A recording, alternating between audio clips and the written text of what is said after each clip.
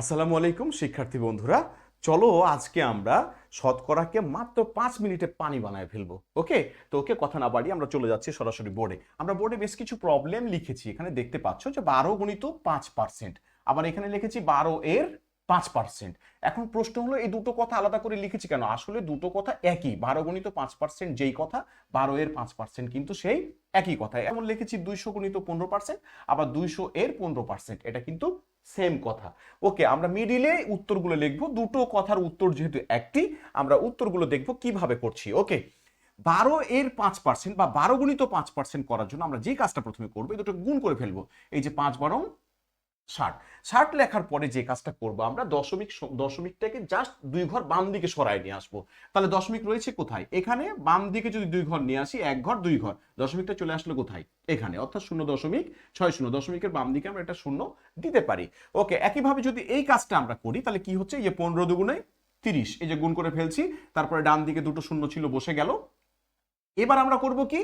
এবার আমরা করব দশমিকটাকে 2 ঘর বাম দিকে সরায় নিয়ে আসবো। তাহলে দশমিককে যদি 2 ঘর বাম দিকে নিয়ে যাই, এই যে 1 ঘর 2 ঘর কোথায় চলে আসলো? এই যে এখানে। ওকে, একদম ইজি। একইভাবে যদি এই কাজটা করি, 4 দুগুণে 8, দুটো শূন্য এখানে বসে গেল। তারপরে দশমিকটাকে আমরা কি করব? এই যে 2 ঘর বাম দিকে সরায় নিয়ে আসলাম, 8.00। একইভাবে এখানে যদি আমরা করি, এই যে গুণটা করি আগে, 4 দুগুণে 8, তারপরে ডান দিকে কি রয়েছে? একটা শূন্য। ওকে, তাহলে শুধুমাত্র আমরা এই যে অঙ্কের ডান দিকে যে শূন্যগুলো রয়েছে, এই যে 4 এর বাঁ দিকে শূন্য রয়েছে, এটা আমরা বিবেচনা করছি না। আমরা এই যে 2 এর ডান দিকে যে শূন্যটা রয়েছে সেটাই শুধু বিবেচনা করলাম। এই যে এখানে দেখো 4 দুগুণ 8, দুটো শূন্য নিয়েছিলাম, ডান দিকে ছিল তাই। এই যে 2 এর ডান দিকে দুটো শূন্য ছিল, আমরা বিবেচনায় নিয়েছিলাম। অঙ্কের বাম দিকে যে শূন্যগুলো রয়েছে আমরা সেগুলো বিবেচনায় আনছি না। ওকে, তাহলে 4 দুগুণা 8, তারপরে ডান দিকে শূন্যটা আমরা বসিয়েছি। এখন আমরা দেখবো যে দশমিক এখানে কত ঘর বাম দিকে সরবে। আচ্ছা, একটু আগে আমরা দেখলাম দশমিক কয় ঘর করে সরছে? 2 ঘর করে। এখানেও 2 ঘর সরবে, কিন্তু একটু কথা আছে। এখানে কিন্তু এই সংখ্যার মধ্যেই কিন্তু আগেই দশমিক ছিল, এই যে এখানে এগুলো তো আগে থেকে ছিল না। ওকে, এখানে দেখতে হবে দশমিকের পরে অঙ্ক রয়েছে কয়টি। দশমিকের পরে অঙ্ক রয়েছে এখানে 2টি।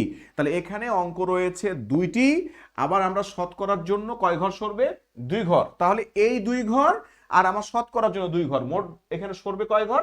4 ঘর। তাহলে 4 ঘর যদি আমি বাম দিকে সরাই দিই, এই যে 1 ঘর 2 ঘর, তাহলে 4 ঘর সরাতে গেলে আরো 2 ঘর লাগে। এই যে দুটো শূন্য দিয়ে আমরা 2 ঘর আরো নিব, তারপর এখানে দশমিকটিকে বসাই দিব। 0.0080। ওকে, একইভাবে আমরা যদি এই কাজটা করি, 35 দুগুণ 70। এখন দশমিক কয় ঘর সরবে?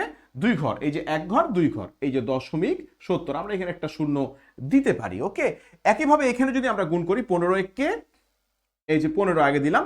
এই যে আমরা বলেছিলাম অঙ্কের বাম দিকে যে শূন্যগুলো আছে এগুলোকে আমরা বিবেচনা করবো না গুণ করার সময়। তাহলে 15 কে 15। এখন দশমিক সরবে কয় ঘর? দশমিক সরবে হচ্ছে, আমরা জানি শতকরার জন্য 2 ঘর।